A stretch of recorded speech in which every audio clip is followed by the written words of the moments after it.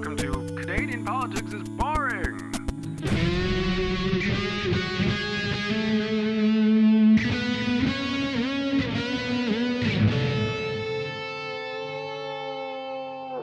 Hello, everyone, and welcome to Canadian Politics is Boring. This is another episode of me talking about the weird and funnier and lighter side of Canadian politics to entertain Jesse. That's my job, is to be entertained. I wake up and I listen to this amazing stuff, and that's my full job. It'd be cool if I got paid, but that's not happening. And I'm sad. Yeah. Anyway, this is the subject. Jesse, have you ever competed in the Olympics? You know I have. Have you? No. Okay. Have you ever been to... You're like, what? I don't know you that well. I've only known you like 2 years. No, I have not competed in the Olympics. Have you ever been to an Olympics? I have. I actually edited the Special Olympics in Alberta this past winter. Okay, so have you ever heard of the 1976 Montreal Games? Have I heard of them? I mean, I don't know anything about them at all. Not a thing.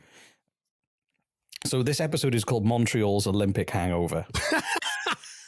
I like it already. So on the 12th of May, 1970, the International Olympic Committee awarded Montreal the games above Moscow and LA. So Montreal won it over those two international locations. And this was because 1967, they'd had one of the world's most successful world fairs ever. And also the new baseball team, the Expos, had started playing in Montreal in 1969, and they were doing really well. So Montreal was kind of rising in the world as this kind of city where things were happening. So the mayor, Gene Draper, he basically was the driving force behind Montreal getting the Olympics. He was a kind of very charismatic, very, very driven man. Right. And he sold it to the public, saying the Olympics can no more run a deficit than a man can have a baby. What? Which, so basically he was just saying, it'll be on budget. It's impossible to go over budget when preparing for the Olympics. Okay. So I feel like this is a bit of foreshadowing here, Reese. Yeah. So they had six years to prepare for the Olympics. Okay. And they were sold as being modest. And the estimate was that it would cost 120 million Canadian dollars. And $71 million of that was budgeted for the stadium. But it started to go just to rent the stadium. What? No, just to build the stadium. To build it. Oh, they didn't have. Okay, I got you. Right. To build an Olympic stadium. Okay. So, but the mayor, bearing in mind the mayor was just the local politician who was going to be in the city hosting it, decided to take a personal hand in designing the stadium. Oh no. So you kind of know this story is not going to go well. This is the twist. All right, I'm in. I'm in. So, I was just because of the title of the Hangover aspect. I was just picturing that most of the budget went to booze, and then hilarity ensued. But no, my ears have perked up, and I'm listening. I'm ready for this. Tell me more. The International Olympic Committee technical director said, I found Draper persistent to the point of aggressive. Once he was locked onto an idea or a project, you needed a crowbar to lever his mind from the goal. So this is the person who was in charge of everything. So he hired a French architect called Roger Talabot. I think it's just Roger, but I just said it in a French accent. That was good. That was well done. Roger. So they decided that the stadium would feature an enormous inclined tower. A what? Enormous inclined tower, the tallest structure of its kind in the world, holding a retractable roof suspended from thick cables. So the stadium they came up with was not a modest, low budget stadium. It was the tallest structure of its kind in the world. And it was just this big beast with a big, giant retractable roof. And I think the idea was the retractable roof was you could open it in the summer and close it in the winter because of the snow. Do you have a photo of this to show me? I don't have a photo, but you should Google the stadium. It kind What's of it called? It wasn't was the Olympic Stadium in Montreal. Oh, I've seen that giant weird thing. Yeah. No, that's Can you describe to the listeners what it looks like? right. Yes. No, I can't. I mean, it looks like. Oh my God, no. Okay, it looks like for you Star Trek fans, like the USS Enterprise flipped upside down and without its warp boosters, like they've just been removed. There you go. There you go. And he was kind of very relaxed managing the construction sites, and there were lots of delays, and people started striking because it was just so poorly managed. And in between 1974 and 1976, of the 530 potential working days, they were on strike for 155 of those days. What? So the deadline was looming, and construction was really far behind. Why were they on strike? They just fallings out with the way that it was being managed and how they were being paid. I feel like we're glossing over what could be a really juicy bit of information here. 155 strike days? Like just Well, I think what happened was the project was very ambitious, and they were trying to squeeze as much money out of people as possible. So imagine they just were unhappy with the terms that they were being offered, to the point where they just ended up having to strike in order to get better terms. But I guess as well, the unions probably knew that there was a hard deadline for this, so that they had leverage to get better terms from the government, because if they didn't, it's 6 years. Yeah, exactly. So, but that's still a long time to build a giant stadium, I guess, with a roof that you could open and close. But that was just one of the many problems. So the contractor, which had been awarded $6.9 million in Olympic construction contracts, built a luxurious chalet costing $163,000 for Draper's right-hand man and head of Montreal City Council's executive committee. So there was a lot of corruption going on. They were just building themselves nice apartments in the city. Oh my God. Right. Okay. And the architect, Roger Talibert, he basically said... Say it again. Say it correctly. Roger Talibert. There you go. In 2011, he was quoted saying, "The construction of the Olympic Park and Stadium showed me a level of organized corruption, theft, mediocrity, sabotage, and indifference that I have never witnessed before and have never witnessed since. The system just of the parking lot alone. The system failed completely, and every civil engineering firm involved knew they could just open this veritable cash register and serve themselves." So it wasn't going very well. Oh, Do wow. you know what? There is a lot of money in the Olympics, because when the Olympics came to the UK and they were in London, was it 2012? The Olympic torch went around the country, and I was booked as a camera operator to film the torch go through the town I live nearby called Caerphilly.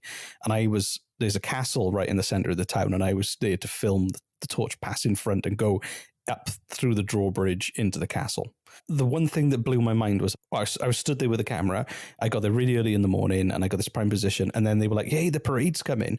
And what happened was you had like an hour of these buses coming through, and it was like, "Yeah, Team Samsung," and they were like handing out key rings, and then Team Coca-Cola, Team Hyundai, and it was all of the corporate sponsors, and it was just this procession of like people in like branded t-shirts handed out free bottles of Coke and all this kind of stuff. And then right at the end was just one guy with a torch. And it really soured my opinion of the Olympics, because I thought that would have been at the front. Right? Yeah. So rather than like all the sponsors and now the reason we're all here, it would be the reason we're all here and in support of all these people who helped make it happen. So so there is a lot of money in the Olympics, and I could see that they wanted to kind of exploit it as much as possible. Yeah, that's... I mean, yeah, it makes sense. So in May 1975, 1 year before the Olympics, the construction was already behind and the unions walked out and they did not return to work until October. Oh my God. 9 months before the opening ceremony. Oh my God. The provincial government they didn't remove the mayor from the project. They removed the architect, and they basically, the provincial government tried to take over, getting a handle on the construction. And the bill had tripled to $310 million. Oh my God. And then, so they basically had this big race to get it constructed. And they realized that the design was so grand that it could not be executed in the way they planned it to. So they didn't bother with a retractable roof. They just gave up. Right. So that giant thing does nothing. That giant spire into the sky. It's just for looks. It's for shits and giggles. It doesn't do a thing. Do you know what I would do? I put a diving board on there and fill the stadium with water. Because it kind of leans over the top. So people would be dying. It's so it's the suicide drop. Oh my God, that'd be horrifying. In the final scrambling, months before the games, 3,000 labourers had worked in teams 24 hours a day to make it possible for the Olympics to begin, and they only just succeeded. So apparently, out of sight. So hold on, just to backtrack a little bit. So 150 strike days, unions who just full on quit and wouldn't return for months, all because money was being allocated to building penthouses and chalets and the money was not being paid out to the people actually building the thing. Yeah, it was leaking money, but in all the wrong places. Right. So, leaking in all the wrong places. Now on CBS. So anyway, the out of sight of the cameras and everything, basically was still clearing up all the debris from the construction. And when Queen Elizabeth and Canadian Prime Minister Pierre Trudeau turned up, they were almost blocked by construction workers trying to finish things for the opening ceremony. And then the games, when the games opened, the security bill was way more than they expected it to be, because there'd been some terrorist attacks and some other stuff had happened. So they ended up having to, they went overkill on security.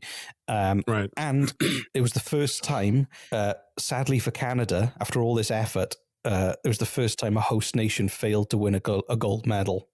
Oh my God. Which was pretty bad. And then the final tally of the Olympics at the end. So we spent $300 and how many million dollars? So the final tally at the end for the cost of the Olympics was $1.6 billion, 13 times the cost, and the stadium was $1.1 billion of that. $1.6 billion to let another country win gold in Montreal. Yeah. Okay, that's. I love it. I honestly love it. Like, good for whoever won. Honestly, So the city of Montreal was in terrible debt, and they finally paid it off in November 2006. Oh my God. So it took 30 years to pay the debt off. And apparently it meant they couldn't spend a lot of money on urban development and infrastructure for roughly 3 decades. Oh my God. So what is the stadium still being used to this day? It is. So it's not all bad. There's some good news. So okay. The one of the sports centers in the north end of the city is still used by thousands of athletes and is still like a really good facility. The velodrome was converted into a biodome and is a really popular indoor nature museum. And they also did a big inquiry into what went wrong, and they had a 908-page report in 1980 that blamed the mayor, which is good. But even though it was all his fault, well, they implied it was his fault because he let people get away with the corruption. He was in power for another decade after this. What? And he didn't retire. Well, as we've talked about in previous episodes, it's really hard to get rid of a mayor. And he didn't retire until 1986 because of ill health. Yeah. So apparently, like, the only way to get rid of a mayor is if they get sick or die in Canada. That's it. So top officials and contractors were convicted of fraud and corruption. They had like a $75,000 fine.